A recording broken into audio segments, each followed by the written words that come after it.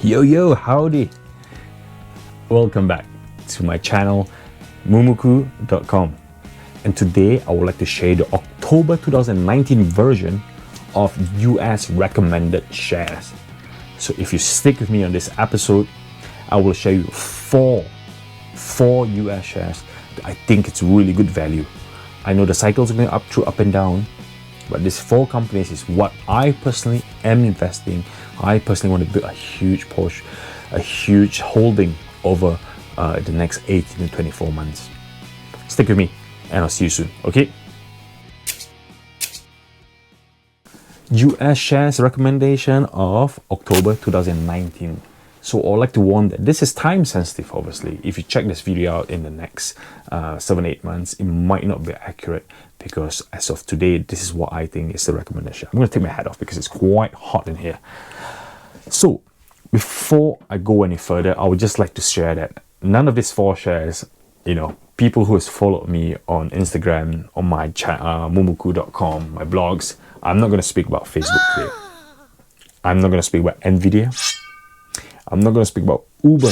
I love Uber, but I'm not going to speak about Uber. I'm not going to speak about Amazon because I think Amazon is a great company. I'm not going to speak about any of the unicorn IPO from 2019.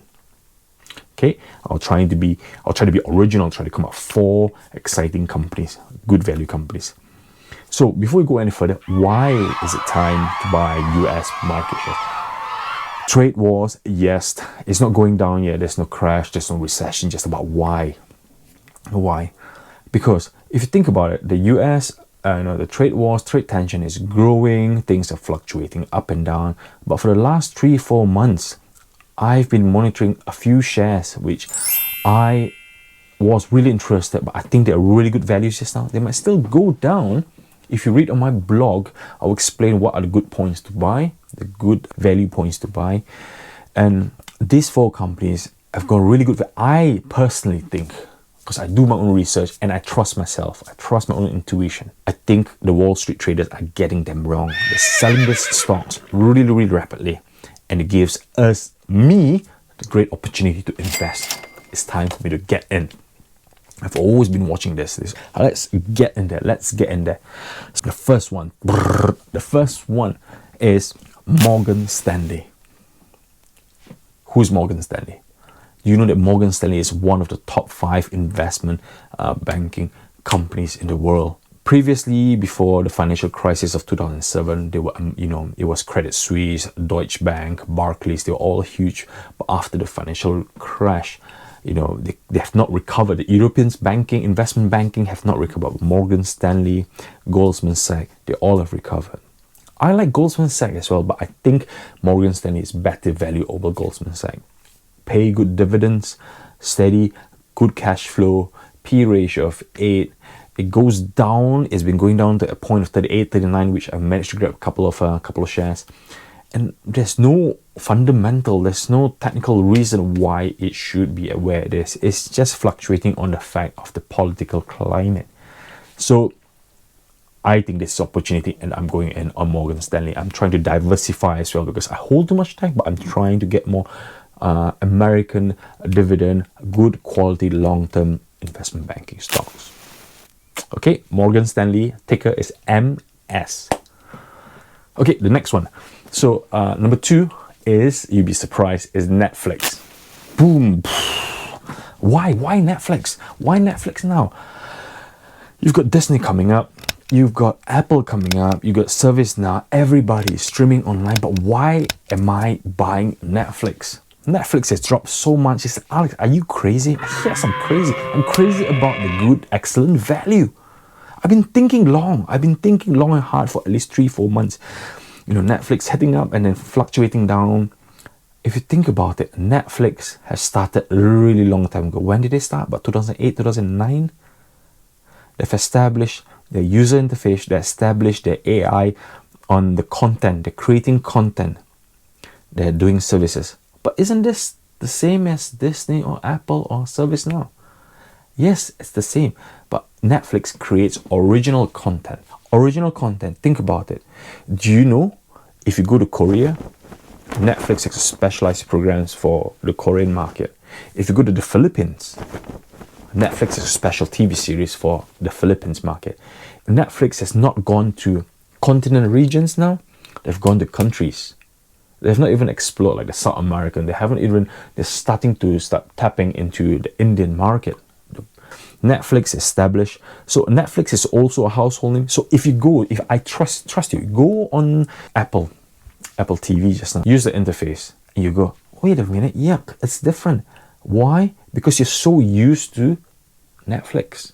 You find it different. You will always keep Netflix. Loads of people, household will now keep Netflix as their primary streaming service, and everything else is secondary. They're like the Coca-Cola of streaming. You know, you can go try 7-Up. You can try different Coca-Cola from different maker. You go, this is not Coca-Cola. This is not Netflix. Netflix has established themselves. You need to give them a chance. This is the time that you should buy. You're not going to see them low again once they go. And people will not stop watching TV. I don't watch much TV, but people will not stop watching TV. Streaming is the life. When 5G comes along, when you're going to watch multiple streaming on your device. I know 4G is great, but when 5G comes along, it's going to be a game changer. Okay, so number 3 is my favorite cashless transaction industry. PayPal is overpriced. Visa is overpriced. Amex is overpriced. You know, Alibaba, you know, a 10-cent payment plan, they're all overpriced, but they're not focused. So one company that I like is Square. Did I draw that right? It looks like a rectangle. Anyway, it's Square, SQ. Square is owned by the same owner of Twitter. And Square is a payment system where it's now focusing on businesses, where it's lower cost than PayPal. PayPal rips people off, for goodness sake. It's great, but it rips people off.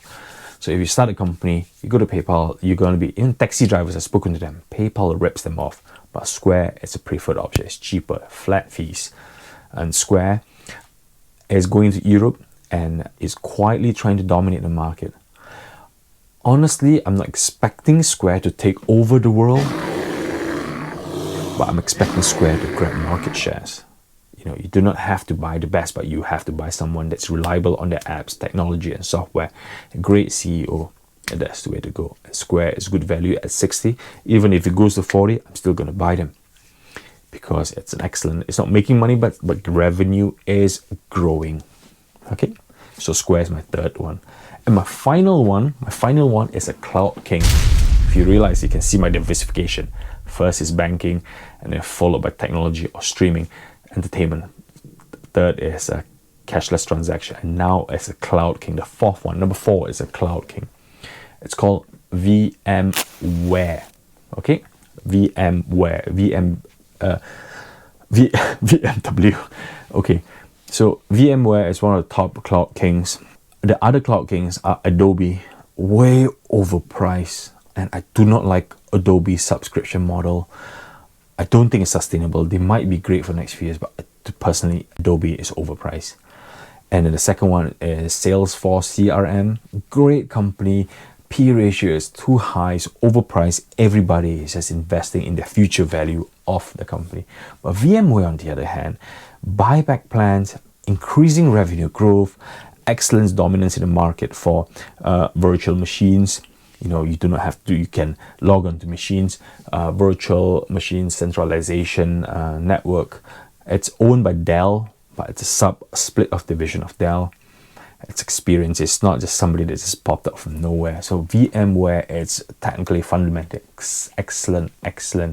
I cannot see why they're falling. People are just selling them off. I cannot see any scandals.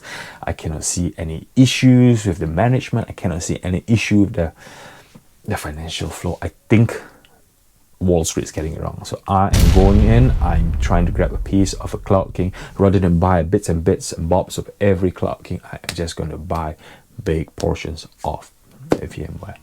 So this is my analysis. It's been 10 minutes now. I'm going to cut off there, but I hope you enjoy this technical detail analysis. Read my blog below if you prefer the handwritten method. So leave comments, like, share with your friends and family if you find this useful. And all the best, and see you next time. Bye.